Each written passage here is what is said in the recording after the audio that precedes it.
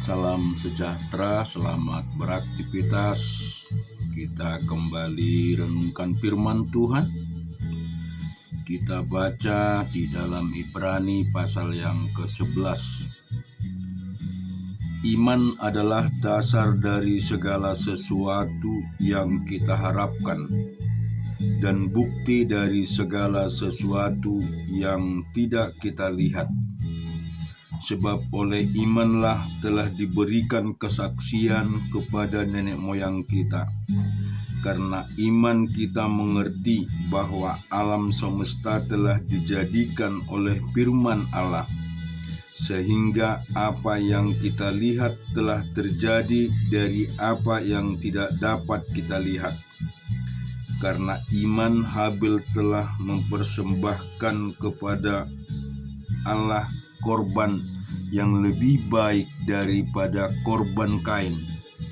Dengan jalan itu ia memperoleh kesaksian kepadanya bahwa ia benar, karena Allah berkenan kepada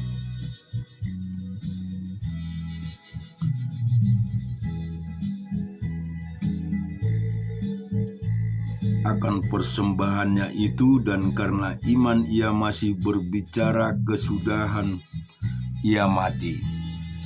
Karena iman Henok terangkat supaya ia tidak mengalami kematian, dan ia tidak ditemukan karena Allah telah mengangkatnya.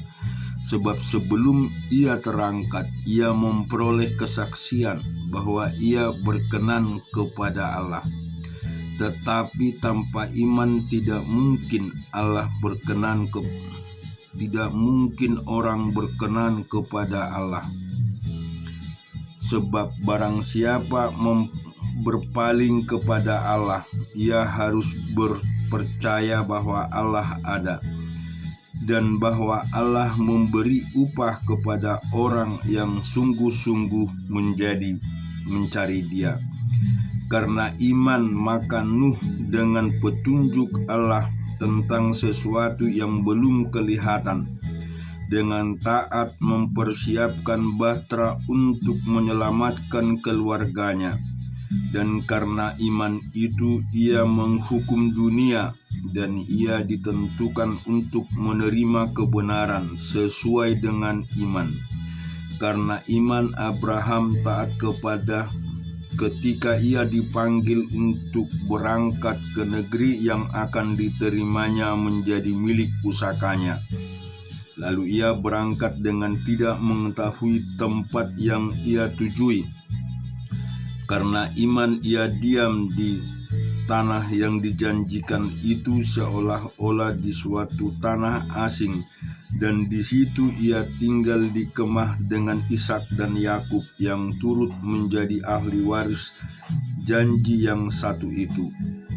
Sebab ia menanti-nanti kota yang mempunyai dasar, yang direncanakan dan dibangun oleh Allah. Karena iman itu juga dan Sarah beroleh kekuatan untuk menurunkan anak cucunya, walaupun usianya sudah lewat, karena ia menganggap Dia yang memberikan janji itu setia. Itulah sebabnya maka dari satu orang, malahan orang yang telah mati pucuk, terpancar keturunan besar seperti bintang di langit dan seperti pasir di tepi laut yang tidak terhitung banyaknya.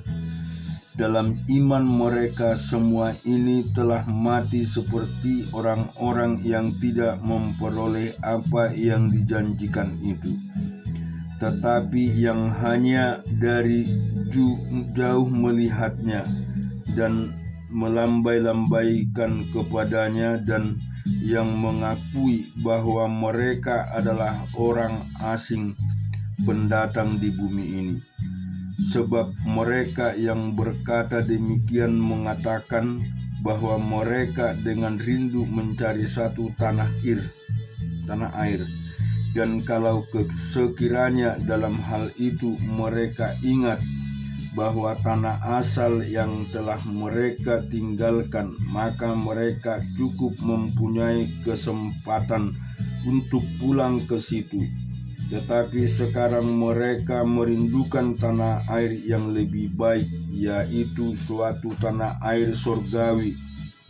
Sebab itu Allah tidak malu disebut Allah mereka, karena Ia telah mempersiapkan sebuah kota bagi mereka. Karena iman maka Abraham tak kalah dia dicobai mempersembahkan Ishak. Ia yang telah menerima janji itu rela mempersembahkan anaknya yang tunggal, walau kepadanya telah dikatakan keturunan yang berasal dari Ishak yang akan disebut keturunanmu. Karena ia berpikir bahwa Allah berkuasa membangkitkan orang-orang sekalipun dari antara orang mati, dan dari sana ia seakan-akan telah menerimanya kembali. Karena iman maka Ishak sambil memandang jauh ke depan memberikan berkatnya kepada Yakub dan Esau. Karena iman maka Yakub ketika hampir waktunya akan mati memberkati kedua anak Yusuf, lalu menyembah sambil bersandar pada kepala tongkatnya. Karena iman maka Yusuf menjelang matinya memberitakan tentang keluarnya orang Israel dan memberi pesan tentang tulang belulangnya. Karena iman maka Musa setelah ia lahir disembunyikan selama 3 bulan oleh orang tuanya, karena mereka melihat bahwa anak itu elok rupanya, dan karena tidak takut akan perintah raja. Karena iman maka Musa setelah dewasa menolak disebut anak putri Firaun, karena ia lebih suka menderita sengsara dengan umat Allah daripada untuk sementara menikmati kesenangan dari dosa. Ia menganggap penghinaan karena Kristus sebagai kekayaan yang lebih besar daripada semua harta Mesir, sebab pandangan ia arahkan kepada upah. Karena iman maka ia telah meninggalkan Mesir dengan tidak takut akan murka raja. Ia bertahan sama seperti ia melihat apa yang tidak kelihatan. Karena iman maka ia mengadakan Paskah dan memercikkan darah, supaya pembinasa anak-anak sulung jangan menyentuh mereka. Karena iman maka mereka telah melintasi Laut Merah sama seperti melintasi tanah kering, sedangkan orang-orang Mesir tenggelam ketika mereka mencobanya juga. Karena iman maka runtuhlah tembok-tembok Yeriko setelah kota itu dikelilingi 7 hari lamanya. Karena iman maka Rahab perempuan sundal itu tidak turut binasa bersama-sama dengan orang-orang durhaka, karena ia telah menyambut pengintai-pengintai itu dengan baik. Dan apakah lagi yang harus aku sebut, sebab aku akan kekurangan waktu apabila aku hendak menceritakan tentang Gideon, Barak, Simson, Yepa, Daud, dan Samuel, dan para nabi yang karena iman telah menaklukkan kerajaan-kerajaan, mengamalkan kebenaran, memperoleh apa yang dijanjikan, menutup mulut singa-singa, memadamkan api yang dahsyat. Mereka telah luput dari mata pedang, telah beroleh kekuatan dalam keselamatan, telah menjadi kuat dalam peperangan, dan telah memukul mundur pasukan-pasukan tentara asing. Ibu-ibu telah menerima kembali orang-orangnya yang telah mati sebab dibangkitkan, tetapi orang-orang lain membiarkan dirinya disiksa dan tidak mau menerima pembebasan supaya mereka beroleh kebangkitan yang lebih baik. Ada pula yang diejek dan didera, bahkan yang dibelenggu dan dipenjarakan. Mereka dilempari, digergaji, dibunuh dengan pedang. Mereka mengembara dengan berpakaian kulit domba dan kulit kambing, sambil menderita kekurangan, kesesakan, dan siksaan. Dunia ini tidak layak bagi mereka. Mereka mengembara di padang gurun dan di pegunungan, dalam gua-gua dan celah-celah gunung. Dan mereka semua tidak memperoleh apa yang dijanjikan itu, sekalipun iman mereka telah memberikan kepada mereka satu kesaksian yang baik. Sebab Allah telah menyediakan sesuatu yang lebih baik bagi kita, tanpa kita mereka tidak dapat sampai kepada kesempurnaan. Kita juga akan membaca di Mika pasal yang ketiga. Kataku, baiklah dengar hai para kepala di Yakub dan hai para pemimpin kaum Israel. Bukankah selayaknya kamu mengetahui keadilan, hai kamu yang benci kebaikan dan yang mencintai kejahatan? Mereka merobek kulit dari tubuh bangsaku dan daging dari tulang-tulangnya.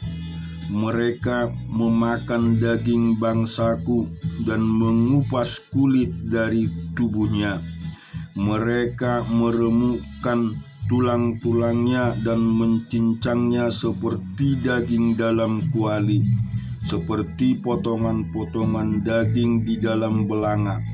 Mereka sendiri nanti akan berseru kepada Tuhan, tetapi Ia tidak akan menjawab mereka.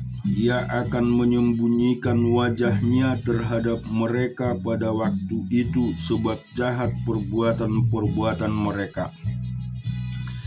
Beginilah firman Tuhan terhadap para nabi yang menyesatkan bangsaku, yang apabila mereka mendapat sesuatu untuk dikunyah, mereka menyerukan damai, tetapi terhadap orang yang tidak memberi sesuatu ke dalam mulut mereka, maka mereka menyatakan perang.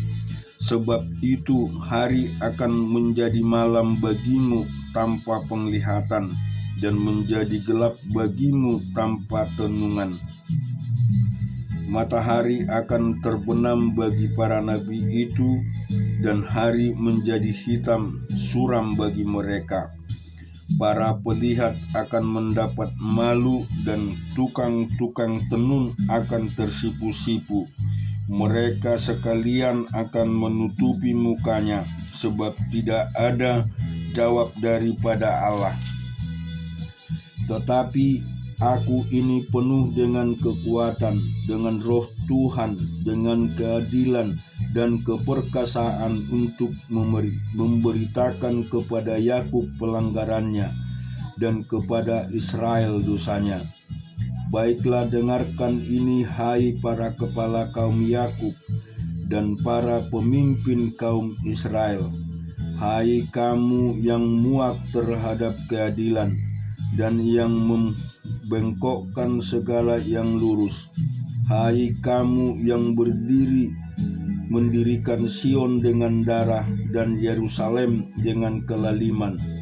Para kepalanya memutuskan hukum karena suap, dan karena imannya memberi pengajaran, karena bayaran para nabinya menenungkan karena uang. Padahal mereka bersandar kepada Tuhan dengan berkata, bukankah Tuhan ada di tengah-tengah kita? Tidak akan datang malapetaka menimpa kita. Sebab itu oleh karena kamu, maka Sion akan dibajak seperti ladang, dan Yerusalem akan menjadi timbunan puing, dan gunung bait suci akan menjadi bukit yang berhutan. Kita juga akan membaca di dalam 2 Raja-Raja 1-23. 2 Raja-Raja 17 ayat 1-23. Dalam tahun ke-12 zaman Ahaz Raja Yehuda, Hosea bin Ela menjadi raja di Samaria atas Israel. Ia memerintah 9 tahun lamanya. Ia melakukan apa yang jahat di mata Tuhan, tetapi bukan seperti raja-raja Israel yang mendahului dia. Salmaneser Raja Asyur maju melawan dia. Hosea takluk kepadanya serta membayar upeti. Tetapi kedapatanlah oleh Raja Asyur bahwa di pihak Hosea ada persepakatan, karena Hosea telah mengirim utusan-utusan kepada So Raja Mesir dan tidak mempersembahkan lagi upeti kepada Raja Asyur seperti biasanya tahun demi tahun. Sebab itu Raja Asyur menangkap dia dan membelenggu dia dalam penjara. Kemudian majulah Raja Asyur menjelajah seluruh negeri itu. Ia menyerang Samaria dan mengepungnya 3 tahun lamanya.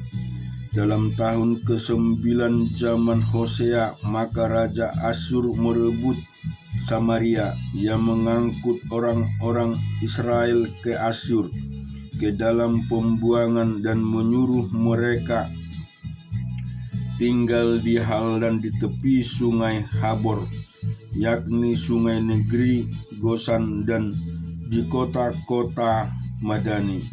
Hal itu terjadi karena orang Israel telah berdosa kepada Tuhan Allah mereka, yang telah menuntun mereka dari tanah Mesir dan kekuasaan Firaun, Raja Mesir, dan karena mereka telah menyembah Allah lain dan telah hidup menurut adat istiadat bangsa-bangsa, telah dihalau Tuhan dari depan orang Israel, dan menurut ketetapan yang telah dibuat raja-raja Israel. Dan orang Israel telah melakukan hal-hal yang tidak patut terhadap Tuhan Allah mereka.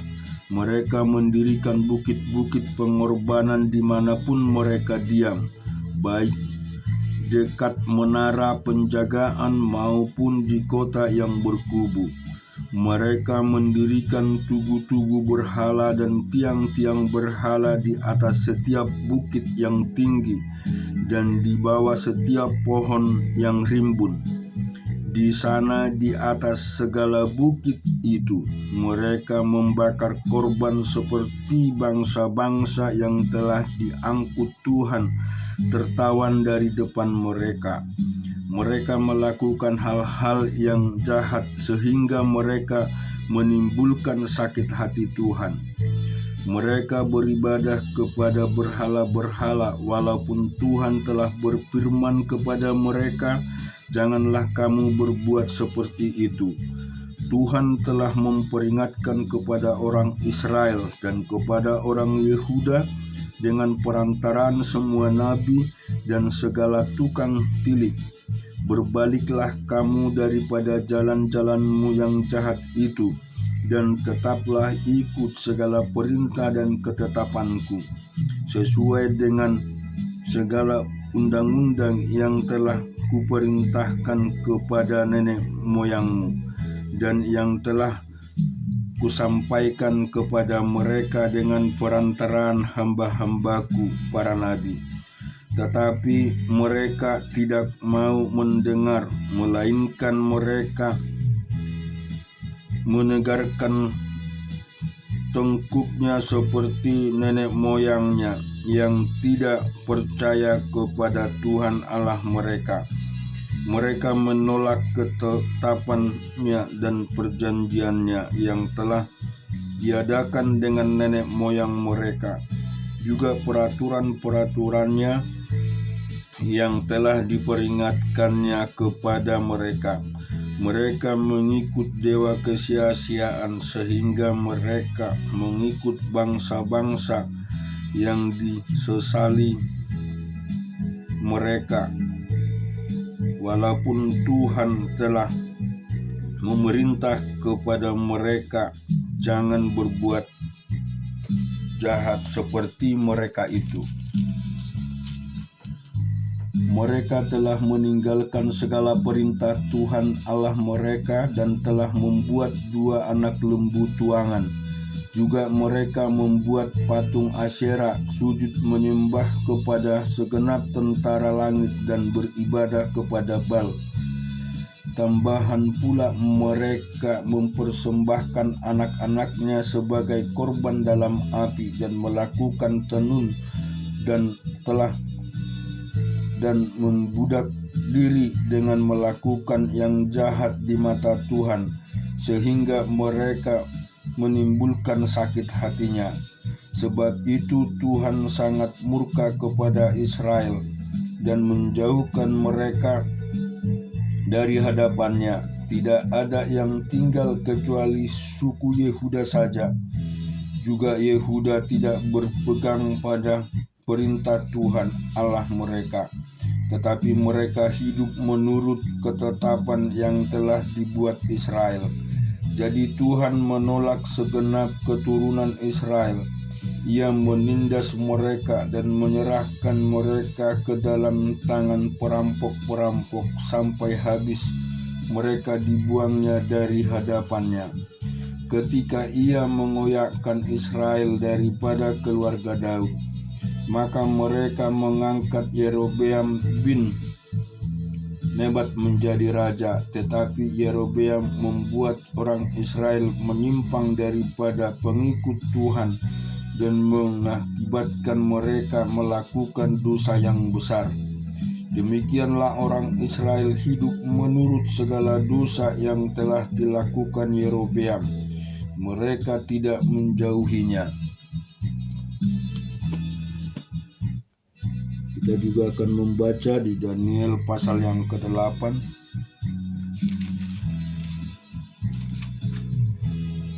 Pada tahun yang ketiga pemerintahan Raja Belshazzar, nampaklah kepadaku Daniel suatu penglihatan sesudah yang tampak kepadaku dahulu itu. Aku melihat dalam penglihatan, dan sementara aku melihat, aku berada di Puri Susan yang ada di wilayah Elam. Dan aku melihat dalam penglihatan itu bahwa aku sedang di tepi sungai Ulai. Aku mengangkat mukaku dan melihat tampak seekor domba jantan berdiri di depan sungai itu. Tanduknya 2 dan kedua tanduk itu tinggi, tetapi yang satu lebih tinggi dari yang lain, dan yang tinggi itu tumbuh terakhir. Aku melihat domba jantan itu menanduk ke barat, ke utara, dan ke selatan, dan tidak ada seekor binatang pun yang tahan menghadapi dia, dan tidak ada yang dapat membebaskan dari kuasanya. Ia berbuat sehendak hatinya dan membesarkan diri. Tetapi sementara aku memperhatikannya, tampak seekor kambing jantan datang dari sebelah barat yang melintasi seluruh bumi tanpa menginjak tanah. Dan kambing jantan itu mempunyai satu tanduk yang aneh di antara kedua matanya. Ia datang pada domba jantan yang 2 tanduknya, dan yang kulihat berdiri di depan sungai itu, lalu menyerangnya dengan keganasan yang hebat. Aku melihatnya mendekati domba jantan itu. Ia mengeram, lalu ditanduknya domba jantan itu. Dipatahkannya kedua tanduknya, dan domba jantan itu tidak berdaya untuk tahan menghadapi dia. Dihempaskannya dia ke bumi, diinjak-injaknya, dan tidak ada yang melepaskan domba jantan itu dari kuasanya. Kambing jantan itu sangat membesarkan dirinya, tetapi ketika ia sampai pada puncak kuasa, patahlah tanduk yang besar itu. Lalu pada tempatnya tumbuh 4 tanduk yang aneh, sejajar dengan 4 mata angin yang dari langit. Maka salah satu tanduk itu muncul suatu tanduk kecil yang menjadi sangat besar ke arah selatan, ke arah timur, dan ke arah tanah permai. Ia menjadi besar bahkan sampai kepada bala tentara langit. Dan dari bala tentara itu, dari binatang-binatang dijatuhkannya beberapa ke bumi dan diinjak-injaknya.